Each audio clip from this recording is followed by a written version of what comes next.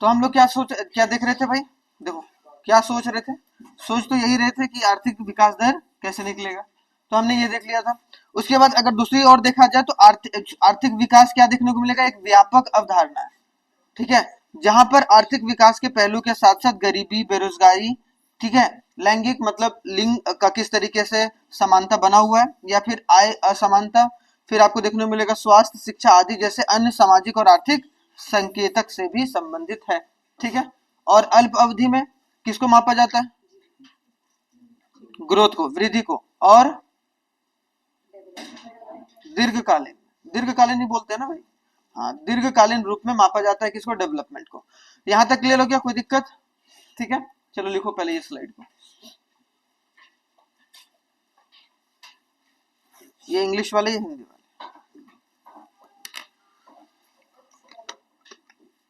क्या? वो तो चैप्टर का नाम है।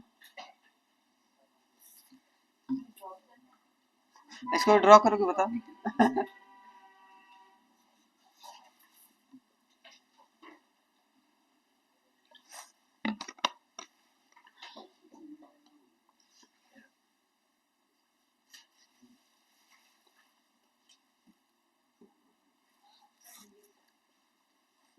हिंदी फोटो ले लो।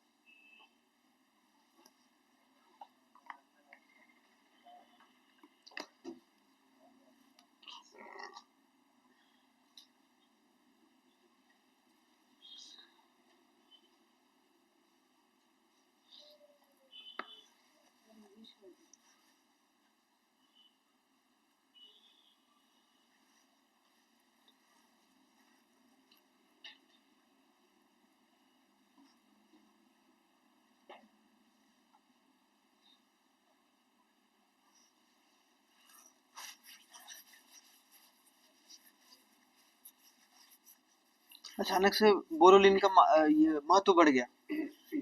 बोरोलिन का महत्व नहीं बढ़ गया, डिमांड बढ़ गई। अच्छा, आप ये भी इकोनॉमिक्स भाषा बोल रहे हैं, वेरी गुड।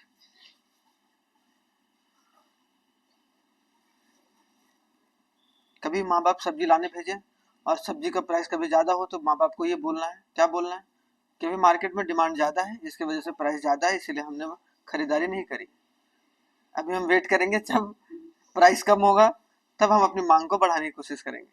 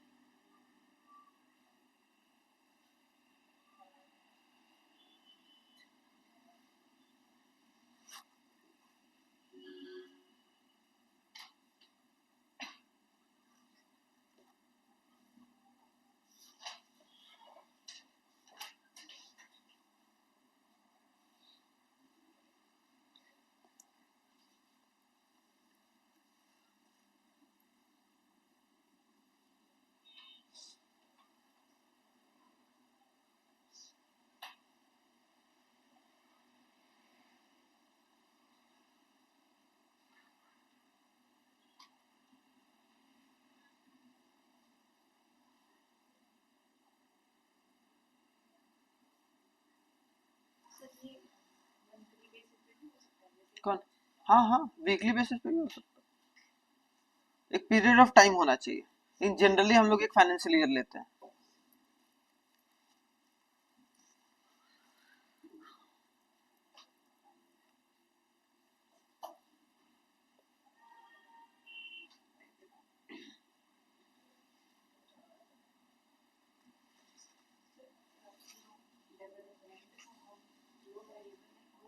हाँ हाँ, दोनों flow variable.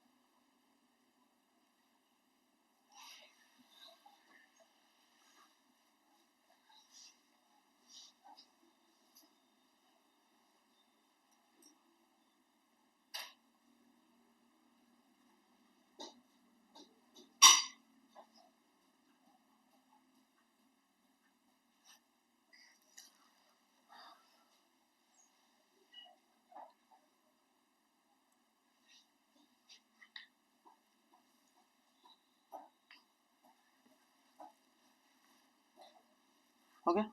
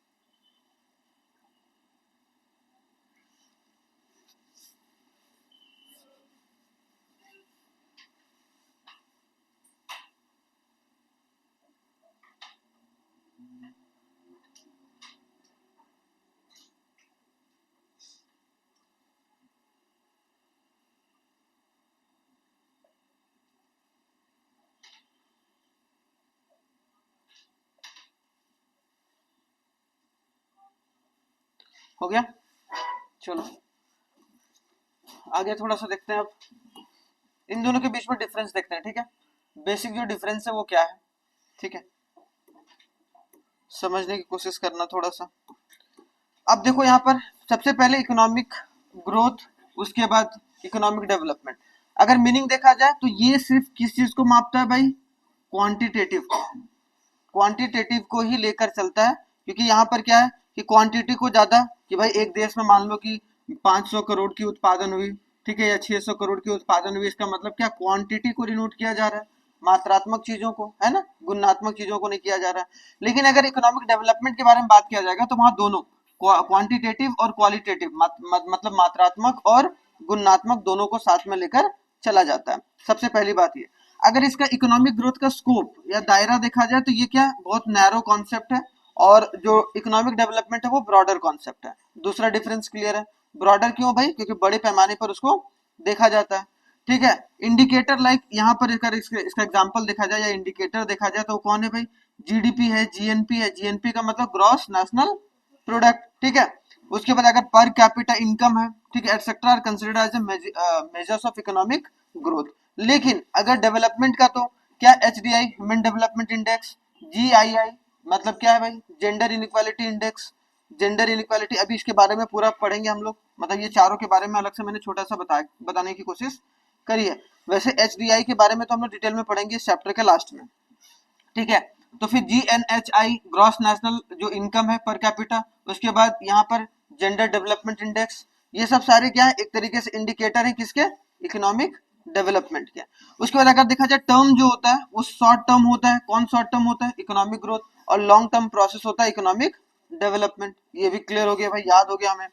Target is on the production of resources like goods and services. और यहाँ पर टारगेट क्या है कि उसका यूटिलाइजेशन किस तरीके से किया जा रहा है। एक है कि भाई पैसा हम कमा रहे हैं, मतलब हम वृद्धि के रास्ते पर चल रहे हैं, लेकिन उस पैसे का इस्तेमाल हम किन किन चीजों पर कर रहे हैं, वो बहुत इंपॉर्टेंट रोल है ना। अगर हम उसका इस्तेमाल मान लो कि गरीबी को कम करने में कर रहे हैं, उसका इस्तेमाल जेंडर के इनइक्वालिटी को कम करने में कर रहे हैं, ठीक है, अनएम्प्लॉयमेंट को कम करने में कर रहे हैं, तो एक तरीके से हमारे देश के लिए वो अच्छी बात है। इसका मतलब यहाँ पर टारगेट क्या रखा जाता है कि optimum distribution and utilisation of resource, कि रिसोर्सेस का जो संसाधन का इस्तेमाल किस तरीके से किया जाए, ठीक है, या संसाधन का जो है डिस्ट्रीब्यूशन वितरण किस तरीके से किया जाए, वो आपको इकोनॉमिक डेवलपमेंट में देखने को मिलता है।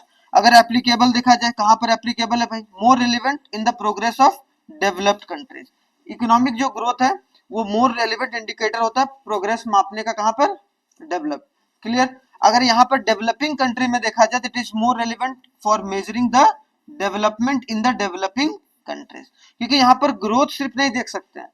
डेवलप्ड इकोनॉमी में क्या होता है, जो विकसित देश होते हैं वहां पर कहीं ना कहीं जो डेवलपमेंट हो गया है, अब एक तरीके से वहां पर क्या देखने को मिलेगा, सिर्फ विकास देखने को मिले, सॉरी वृद्धि देखने को मिलेगा, कि इकोनॉमी की ग्रोथ कितनी हो रही, एक हद तक डेवलपमेंट होती है, फिर डेवलपमेंट एक तरीके से बना रहता है सस्टेन तरीके से। तो ये बात याद रखना कि इकोनॉमिक जो डेवलपमेंट है वो ज्यादा रेलिवेंट होता है किसके लिए, डेवलपिंग के लिए, और डेवलप्ड इकोनॉमी के लिए ज्यादा रेलिवेंट होता है इकोनॉमिक ग्रोथ। हिंदी में देखिए थोड़ा सा इसको, हिंदी में अगर देखा जाए तो सबसे पहले यहाँ पर यह केवल मात्रात्मक पहलू पर ध्यान देता है, आर्थिक वृद्धि और आर्थिक विकास मात्रात्मक और गुणात्मक दोनों पर ध्यान केंद्रित करके चलता है।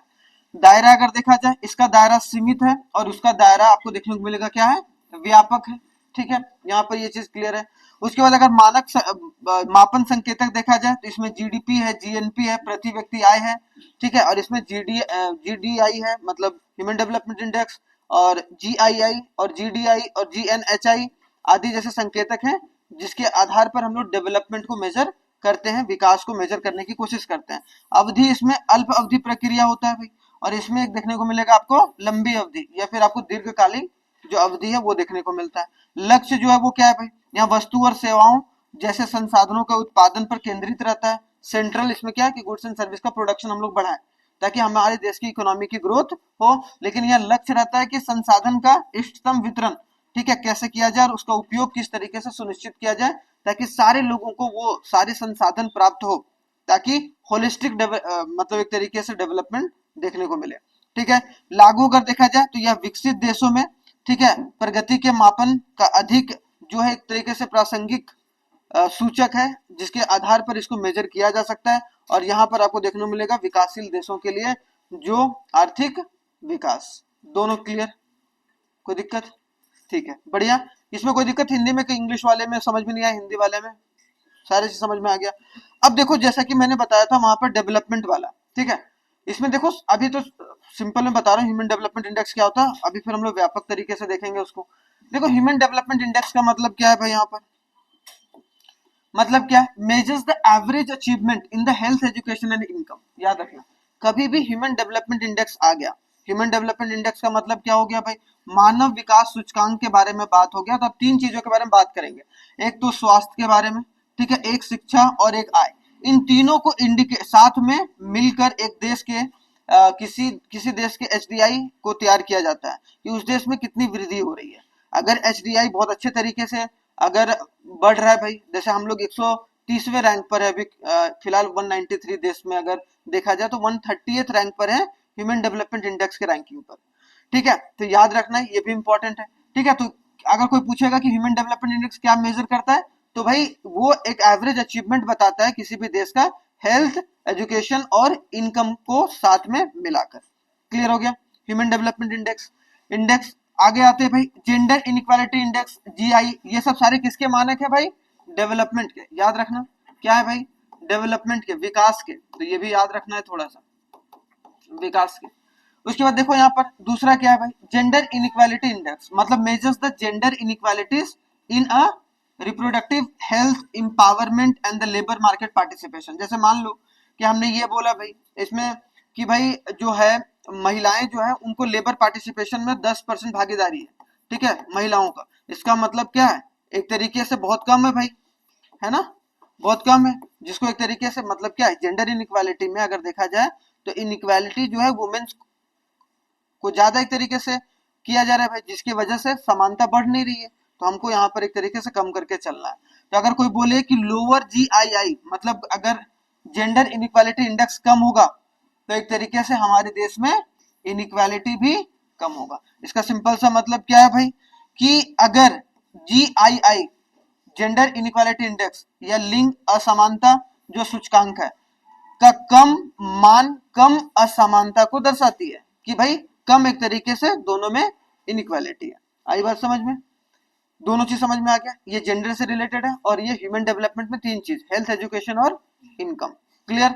आगे आ जा भाई। जो दो और थे, और कौन कौन थे? दो थे। एक gender development index, gender development index ये सब सारे UNDP के द्वारा निकाला जाता है जनरली, ठीक है, यूनाइटेड नेशन डेवलपमेंट प्रोग्राम्स के थ्रू। क्लियर? तो ये याद रखना है। उसके बाद अगर देखा जाए जेंडर डेवलपमेंट इंडेक्स GDI, अगर कहीं वर्ड आ गया आप न्यूज़पेपर में पढ़ रहे हो भाई GDI या लिंग विकास सूचकांक कि उनका विकास किस तरीके से हो रहा है, मतलब यहाँ पर हम लोग जनरली HDI वैल्यूज को देखते हैं कि भाई मेल में हेल्थ, एजुकेशन और इनकम कितना बड़ा है और फीमेल में हेल्थ, एजुकेशन और इनकम कितना बड़ा है।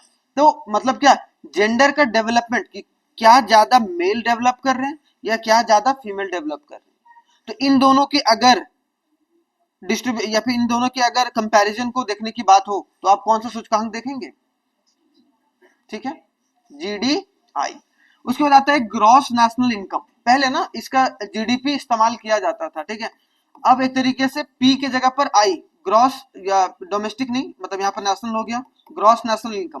पहले GNP किया जाता था, ग्रॉस नेशनल प्रोडक्ट, लेकिन प्रोडक्ट को बोला गया कि भाई आप इनकम से रिलेट करो।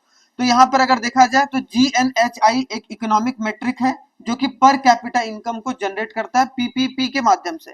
PPP के माध्यम से मतलब परचेजिंग पावर पैरिटी, मतलब एक इंसान या उस देश में जितने भी सारे लोग हैं हर एक व्यक्ति के पास कितना खरीदने का क्षमता है, उसके हिसाब से GDP को निकालना है, ठीक है। तो वो जो आपको देखने मिलेगा ग्रॉस नेशनल इनकम मतलब प्रति व्यक्ति सकल राष्ट्रीय आय, ठीक है, तो याद रखना इंपॉर्टेंट है। तो GNI पर कैपिटा जो PPP इज अ की, और ये जो PPP के माध्यम से निकाला जाता है वो किसके, कौन से करेंसी, डॉलर के हिसाब से, ठीक है, इज अ की component of human development index and represent average income. हम लोग सिंपल से ऐसे भी बोल सकते हैं कि यहाँ पर कैपिटा इनकम को देखा जाता है। क्या देखा जाता है भाई? पर कैपिटा इनकम, लेकिन एवरेज, और एवरेज कभी भी देखा जाएगा तो वो डेवलपमेंट को शो करेगा। समझ में आ रहा है?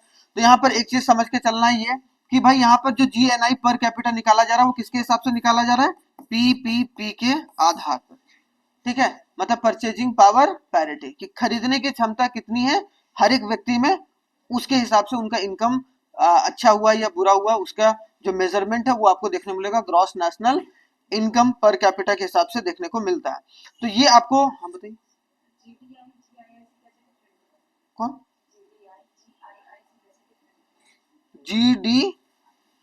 GDI बहुत डिफरेंस है। GDI क्या हुआ? जेंडर डेवलपमेंट है, और यहाँ पर क्या है? Gender inequality. इनइक्वालिटी का मतलब क्या हुआ? इनइक्वालिटी का मतलब क्या हुआ कि सिर्फ वो हेल्थ इंपावरमेंट, लेबर पार्टिसिपेशन क्या है, और अगर डेवलपमेंट में लेबर पार्टिसिपेशन वगैरह नहीं देख रहे हैं, हम सिर्फ HDI के जो 3 इंडिकेटर हैं उनको ही तवज्जो ज्यादा दे रहे हैं। दोनों में बेसिक डिफरेंस समझ में?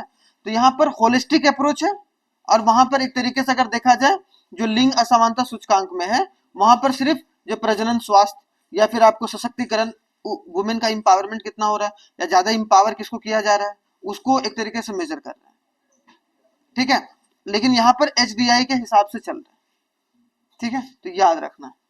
तो यहां तक समझ में आया भाई? कोई दिक्कत, कोई परेशानी? अब देखो आगे नेक्स्ट अगर देखा जाए तो factor that influence the economic development, कौन से कारक होते हैं? फैक्टर का मतलब होता है कारक, तो कौन से कारक होते हैं भाई जो जो आर्थिक किसको, विकास को मेजर करते हैं या इन्फ्लुएंस कर सकते हैं। आगे अगर देखा जाए इकोनॉमिक फैक्टर, अगर देखा जाए नेचुरल रिसोर्स, अगर किसी भी देश में अगर नेचुरल रिसोर्स ज्यादा है इसका मतलब वहां पर डेवलपमेंट ज्यादा होगा भाई, ठीक है। दूसरा कैपिटल फॉर्मेशन किस तरीके का हो रहा है, अगर कैपिटल फॉर्मेशन का सिंपल सा मतलब है या ह्यूमन कैपिटल फॉर्मेशन से भी, और जो गुड्स के जो कैपिटल गुड्स हैं उनके भी फॉर्मेशन से। ठीक है, तो कैपिटल का फॉर्मेशन मतलब पूंजी का निर्माण किस तरीके से हो रहा है। अब ह्यूमन रिसोर्स भी एक पूंजी है ना, ह्यूमन रिसोर्स भी एक पूंजी है, इंसान भी तो एक पूंजी है। अगर उस पूंजी को सही तरीके से अगर हमने डेवलप नहीं करा तो दिक्कत परेशानी बात है। तो यहाँ पर अगर देखा जाए तो जो कैपिटल फॉर्मेशन वो भी इन्फ्लुएंस कर सकता है किसको, प्रेरित कर सकता है किसको, आर्थिक विकास को। सबसे पहला भाई नेचुरल, ठीक है, उसके बाद कैपिटल, फिर excess output in agriculture, agriculture में बढ़ावा। एग्रीकल्चर में जब बढ़ोतरी होती है तो डेवलपमेंट अपने आप में ही देखने को मिलता है। क्यों? क्योंकि वो तीनों सेक्टर से लिंक है। प्राइमरी सेक्टर अगर बहुत अच्छे तरीके से किसी देश में हो रहा है, इसका इसका मतलब सिंपल सी बात ये समझो कि वो सेकेंडरी सेक्टर भी अच्छे तरीके से कैपेबल है और टर्सरी सेक्टर में अपने आप में ही कैपेबल हो जाएगा भाई। क्योंकि सामान जब बनेगा इंडस्ट्री में, अब मान लो किसी देश में अगर वीट की प्रोडक्शन ही नहीं हो रही है, आउटपुट ही नहीं हो रही है, जितना हो रहा है उतना खुद ही खा जा रहा है, तो उससे डेवलपमेंट नहीं होगा। लेकिन अगर हमने सरप्लस, मान लो कि 10 किलो ही खा रहे हैं हम लोग और उपजा रहे हैं कितना, 25 किलो, मतलब 15 किलो हम लोग एक्सपोर्ट कर सकते हैं, उससे पैसा आ सकता है, उससे हम लोग डेवलपमेंट कर सकते हैं अलग अलग जगह पर, है कि नहीं। तो ये चीज आपको देखने को मिलेगा एग्रीकल्चर के आउटपुट से। स्ट्रक्चरल चेंज, वही बात बोला गया, स्ट्रक्चरल चेंज मतलब जो इकोनॉमिक का स्ट्रक्चर होता है प्राइमरी सेकेंडरी टर्सरी, उनमें चेंज की वजह से भी जो है इकोनॉमिक फैक्टर के रूप में काम कर सकता है इकोनॉमिक डेवलपमेंट के लिए। फाइनेंशियल सिस्टम, वित्तीय जो एक सिस्टम है, जैसे कि मान लो कि कैपिटल मार्केट हमारा बहुत अच्छे तरीके से ग्रो कर रहा है, पूंजी बाजार, तो वो एक डेवलपमेंट का काम करेगा। अगर मान लो हमारा जो बैंकिंग सिस्टम है बहुत अच्छे तरीके से ग्रो कर रहा है, इसका मतलब वो अच्छा है, वो एक इकोनॉमिक फैक्टर है। ठीक है, आर्थिक कारक है भाई, जो कि हमारे आर्थिक विकास को बढ़ाने में मदद कर रहा है।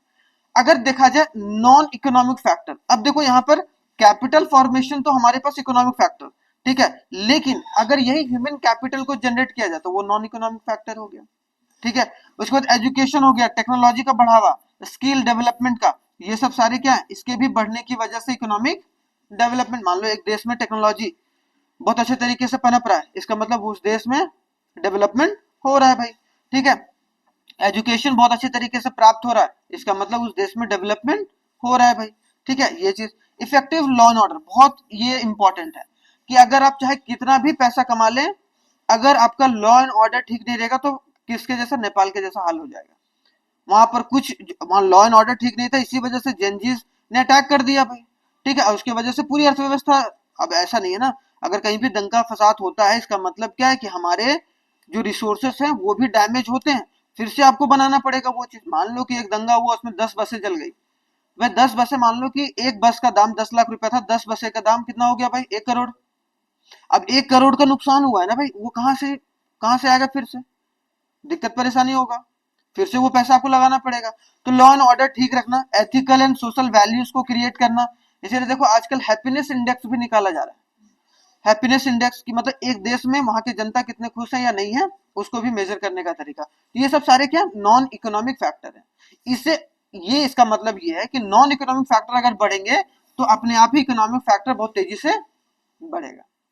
क्योंकि नॉन इकोनॉमिक फैक्टर अगर अच्छे तरीके से काम कर रहे हैं भाई, टेक्नोलॉजी बहुत अच्छे तरीके से बढ़ रहा है, तो एक तरीके से अपने आप में ही जो ये सब सारे हैं, मान लो सिंपल से एक एग्जांपल के तौर पर, अगर मान लो टेक्नोलॉजी बहुत अच्छे तरीके से बढ़ रहा है तो क्या होगा, खेती करना पहले से ज्यादा आसान होगा या नहीं होगा, होगा। पहले से ज्यादा प्रोडक्शन करना आसान होगा कि नहीं होगा।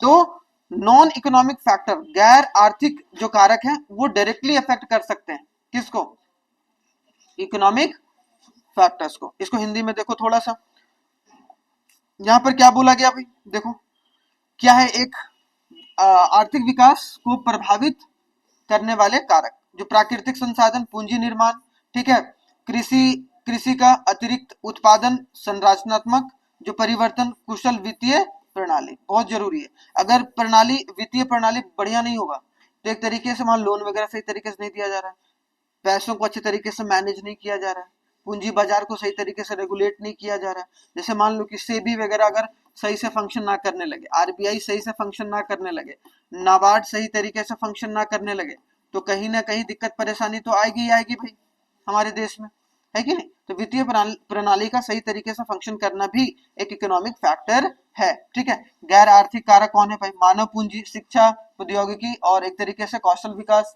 बहुत जरूरी है। स्किल मान लो कि पहले से ज्यादा लोगों को प्रोवाइड किया जा रहा है तो सिंपल सी बात है, इसकी वजह से मानव पूंजी का निर्माण ज्यादा होगा, और ज्यादा मानव पूंजी का निर्माण होगा तो वो लोग पूंजी निर्माण में सहायता प्रदान कर सकते हैं। ठीक है, तो ये चीज, भूकंप आ गया क्या? ठीक, आगे देखो, प्रभावी कानून व्यवस्था बहुत जरूरी है। अगर कोई बोलेगा प्रभावी कानून व्यवस्था के बिना आप इकोनॉमिक डेवलपमेंट कर लेंगे, वो चांस ही नहीं है। अगर आपकी कानून व्यवस्था ठीक नहीं है तो एक तरीके से दिक्कत परेशानी आपके देश में हमेशा आएगा, और उसकी वजह से आपका जो रिसोर्सेस है वो गलत तरीके से इस्तेमाल भी किया जा सकता है। ठीक है, अगर मान लो कि कोई दूसरी कंपनी अगर आके हमारे अरावली रेंज में खोदने लगे और वहां से गोल्ड, मान लो कि गोल्ड मिल गया, अब गोल्ड वहां से एक्सपोर्ट अपने देश में करने लगे, और वहां कोई लॉ एंड ऑर्डर सही तरीके से काम, इसका मतलब क्या है कि हमारे नेचुरल रिसोर्स को एक तरीके से ले जाया जा रहा है भाई, लेकिन हमने कोई लॉ एंड ऑर्डर एक तरीके से स्थापित नहीं करा है।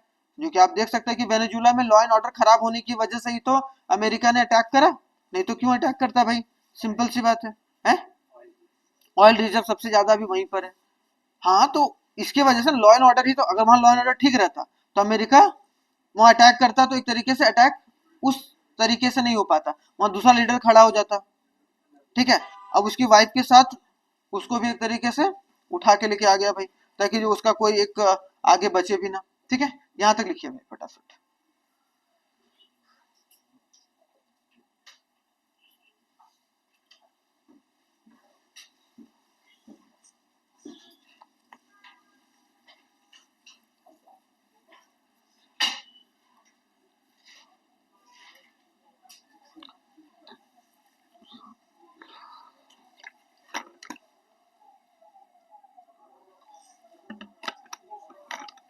हिंदी।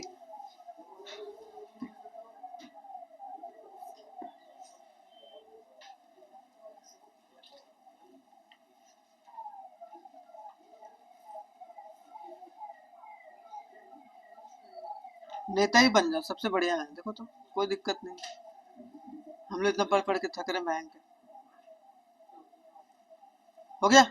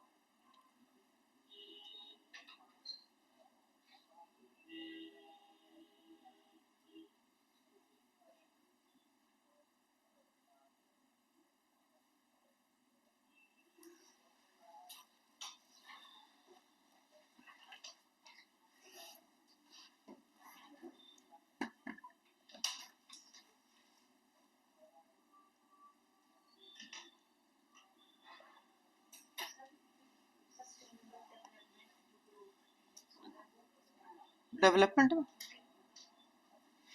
सस्टेनेबल डेवलपमेंट गोल, वो इन्वायरमेंट वगैरह में आता है, इन्वायरमेंट का चैप्टर जब पढ़ेंगे ना उसमें जनरली वो उसी के लिए बनाया गया ना, सस्टेनेबल डेवलपमेंट को इसमें भी पढ़ा देंगे, लेकिन इसमें जनरली HDI इंडेक्स पढ़ते हैं, इसी में पढ़ा देंगे, क्या दिक्कत है।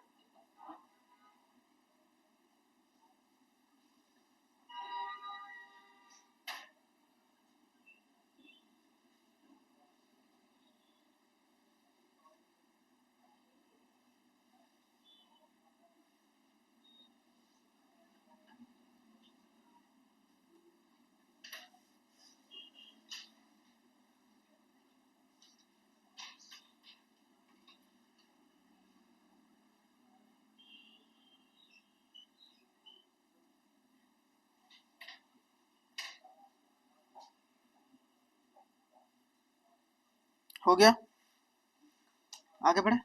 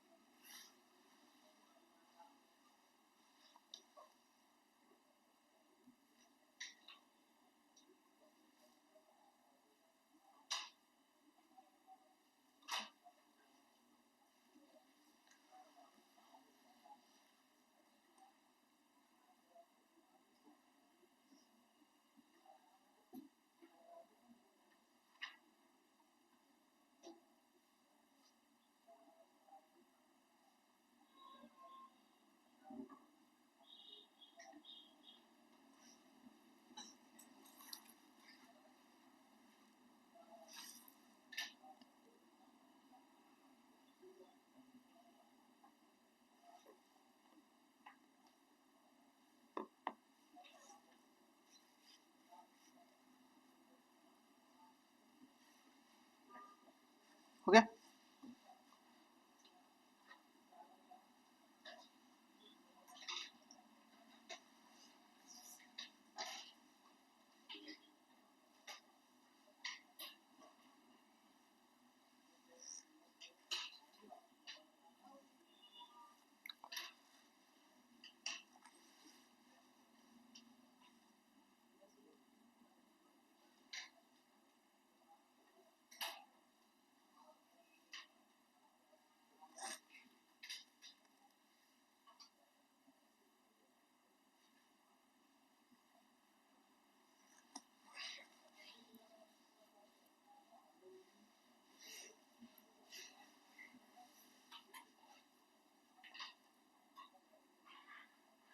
दोनों में बहुत अंतर है।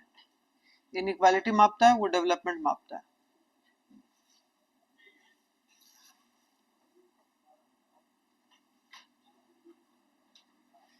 उसको वहां बंद कर दीजिए।